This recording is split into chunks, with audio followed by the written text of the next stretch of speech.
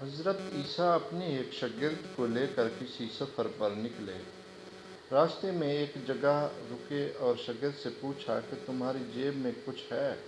شاگرد نے کہا، ہاں میرے پاس 2 درہم ہیں۔ حضرت عیسیٰ نے اپنی جیب سے 1 درہم نکال کر اسے دیا اور فرمایا، یہ 3 درہم ہو جائیں گے۔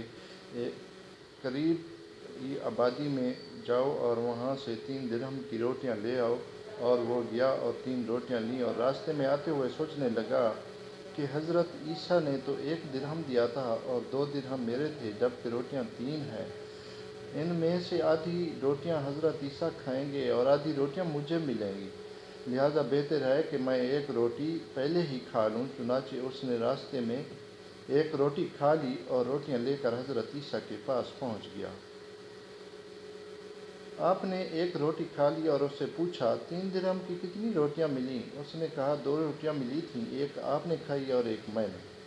حضرت عیسیٰ وہاں سے روانہ ہوئے اور راستے میں ایک دریا آیا۔ شاگرد نے حیران ہو کر پوچھا، اے اللہ کے نبی، ہم دریا کیسے عبور کریں گے؟ یہاں تو کشتی نظر نہیں آ رہی۔ اور حضرت عیسیٰ نے فرمایا، گھبراؤ مت، میں آگے چلوں گا، تم میری ابا کا دامن پکڑ کر میرے پیچھے چلتے آؤ، خدا نے چاہا تو ہم دریا پار کر لیں گے۔ چنانچہ حضرت عیسیٰ نے دریا میں قدم رکھا اور شاگرد نے بھی ان کا دامن تھام لیا اور خدا کے عزم سے آپ نے دریا کو اس طرح پار کر لیا کہ آپ کے پاؤں بھی گیلے نہ ہوئے۔ شاگرد نے یہ دیکھ کر کہا، میری ہزاروں جانیں آپ پر قربان، آپ جیسا صاحب اعجاز نبی تو پہلے مبعوث نہیں ہوا۔ آپ نے فرمایا، یہ معجزہ دیکھ کر تمہارے ایمان میں کچھ اضافہ ہوا؟ اس نے کہا، جی ہاں، میرا دل نور سے بھر گیا ہے۔ پھر آپ نے فرمایا، اگر تمہارا دل نورانی ہو چکا ہے تو بتاؤ روٹیاں کتنی تھیں؟ اس نے کہا، حضرت روٹیاں بس وہی تھیں۔ پھر آپ وہاں سے چلے۔ راستے میں ہرن کا ایک غول گزر رہا تھا۔ آپ نے ایک ہرن کو اشارہ کیا، وہ آپ کے پاس چلا۔ آپ نے ذبح کر کے اس کا گوشت حضرت عیسیٰ پکایا اور شاگرد کو بھی کھلایا۔ جب دونوں گوشت کھا چکے تو کھال پر ٹھوکر مار کر کہا، اللہ کے حکم سے زندہ ہو جا۔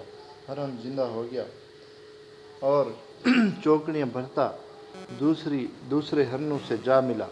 شاگرد حیران ہوا اور کہنے لگا، اللہ کا شکر ہے جس نے مجھے آپ جیسے نبی کے ساتھ معلم عنایت فرمایا۔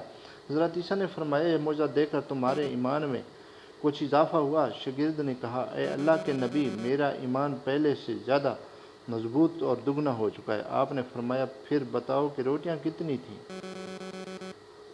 شاگرد نے کہا، حضرت روٹیاں 2 ہی تھیں۔ دونوں راستے چلتے گئے کہ کیا دیکھتے ہیں کہ ایک پہاڑی کے دامن میں سونے کی اینٹیں پڑی ہیں۔ آپ نے فرمایا، 1 اینٹ میری ہے اور 1 اینٹ تمہاری ہے، اور تیسری اینٹ اس شخص کی ہے جس نے تیسری روٹی کھائی۔ یہ سن کر شاگرد شرمندگی سے بولا، حضرت تیسری روٹی میں نے ہی کھائی تھی۔ حضرت عیسیٰ نے اس لالچی شاگرد کو چھوڑ دیا اور فرمایا، 3 اینٹیں تم لے جاؤ۔ یہ کہہ کر حضرت عیسیٰ وہاں سے روانہ ہو گئے اور لالچی شاگرد اینٹوں کے قریب بیٹھ کر سوچنے لگا کہ انہیں کیسے گھر لے جائے۔ اس دوران 3 ڈاکو وہاں سے گزرے۔ انہوں نے دیکھا کہ ایک شخص کے پاس سونے کی 3 اینٹیں ہیں۔